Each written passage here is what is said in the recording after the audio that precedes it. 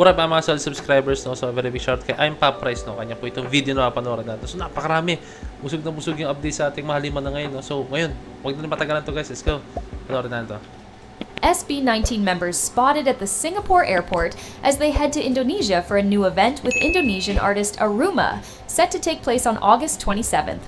Photos and videos of the members were uploaded by fans this morning as they were seen leaving the country after their successful sold-out concert and guestings in Singapore.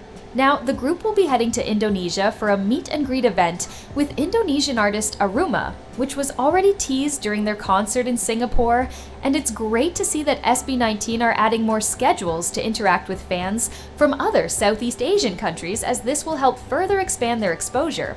And according to Sony Music Indonesia, the group has already safely arrived in the country, starting a new set of activities for the boys. Though there are no other schedules for them in Indonesia that have been... Kung may gagayahin akong attire, gusto ko yung attire ni Stel guys, as in, no? Kaso wala eh. Abat-abat na ako eh.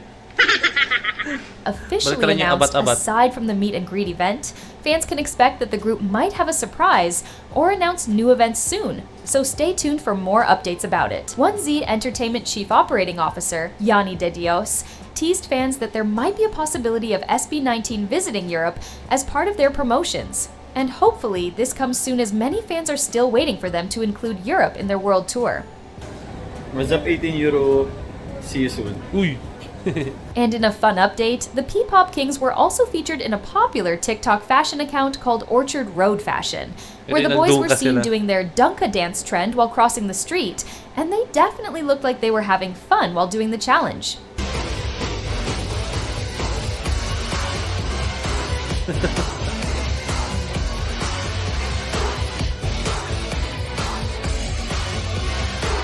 Tatawa yung bata. Natuwa siya. SB19 has once again set another record as the first artist. While in Singapore, the group visited the new Spotify Listening Lounge, where they met some of the Spotify executives from other Southeast Asian countries, along with other VIPs. The group also performed their hit songs in front of them and received positive feedback from the audience, with comments like, "Everyone in Spotify has a SB19 bias after today, and everyone's vocal is vocaling." According to one report, Ganun kasi yan guys, so pag napakinggan mo talaga yung SB19, wala na. Promise, to be honest with you, malalak ka na po talaga, no? Papakinggan mo na talaga sila, no? Kumbaga, halungkatin mo na yung mga kanta nila.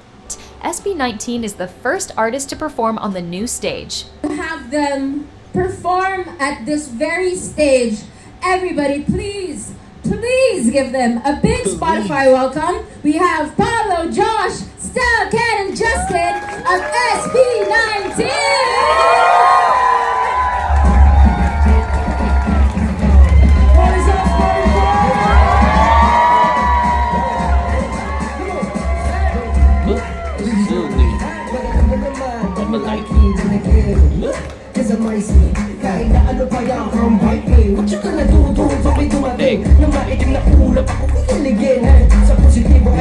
Gusto ko yung attire ni Ken.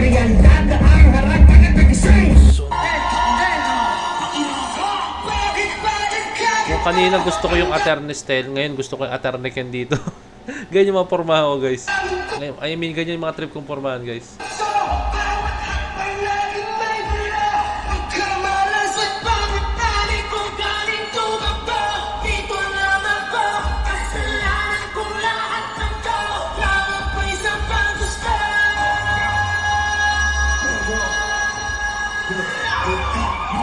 Yung mga kanina, nakapaganda sila. Kasi even though na hindi nila naiintindihan yung lyrics, yung beat, yung pagkakanta, yun eh, doon pa lang guys, maano mo na, kapag ma-appreciate mo na, mararamdaman mo na kung ano yung meaning ng kanta.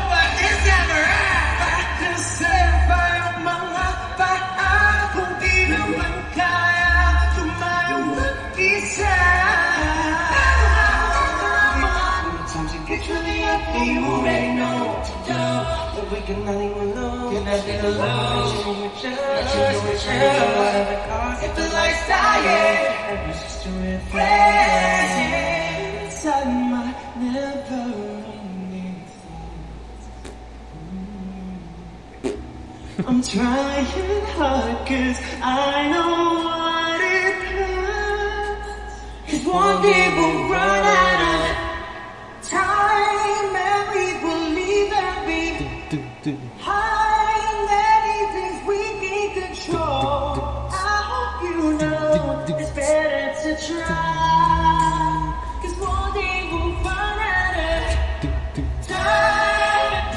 So every single time I come through again, I'm addicted to the way that you touch me. I wanna follow my leads and put your body on me. And I want you. You know how I like it. I want you. You're just how I like it. Baby, you're one. I want you. Baby, you're one. May second voice na ako eh, no?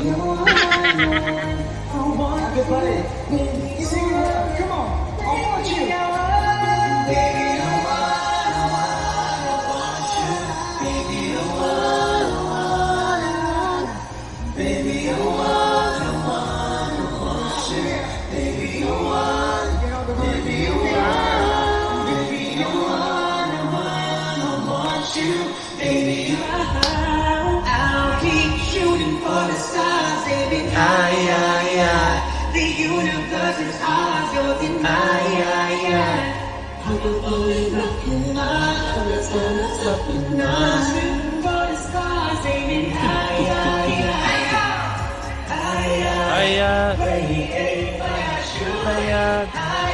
aya,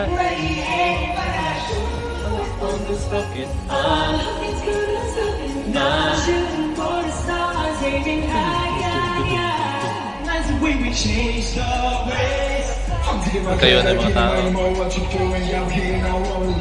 been working for my design. We roll or die. We on the hot, we move it. Yeah.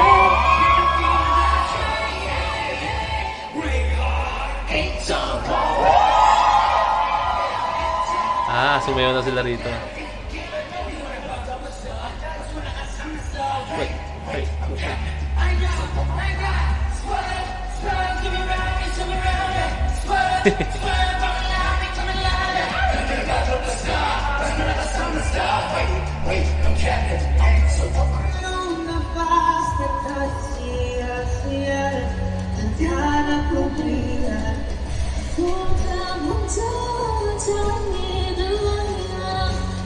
Hindi yung sila may kasama.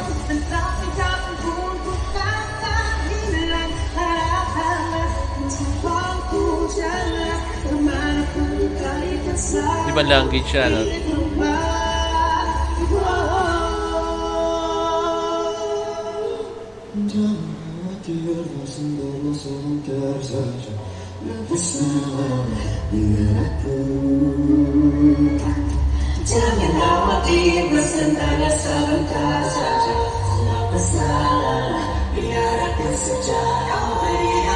Galing kinabisado nila pati to, no?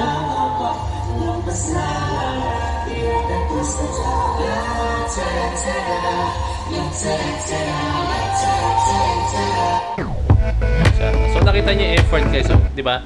Mismo pati yung lyrics, iniba nila, hindi na siya Tagalog, 'di ba, yung mapa, no? So nakita niyo yung effort doon guys para lang alam mo yun, mapaihatid sa... Hindi ko lalagay kung anong language yun, kung mismo sa Singapore yun, guys. So, di ba? Yung dun pa lang, guys, may kita mo yung effort, may kita mo yung gustong makarelate, gusto ng SB19 makarelate yung mga tao, no? And mapaihatid nila yung kanta ng mapa, no? Although, no, pwede naman kasi na to the point na kantahin nila yung Tagalog mismo, pero, alam mo yun, sinubukan nilang makibagay din, guys, no? Di ba? Eh, dun ang solid ng SB19, di ba? Kaya nilang makibagay, kaya nilang gawin yung mga ganong klase bagay, no? So, yun, guys, maraming salamat pa din ng video, no? So, very big shout out kay I'm Pop Price, no? So, ayan, solid. So, this is Point of Signing out. Peace. Let's cheer.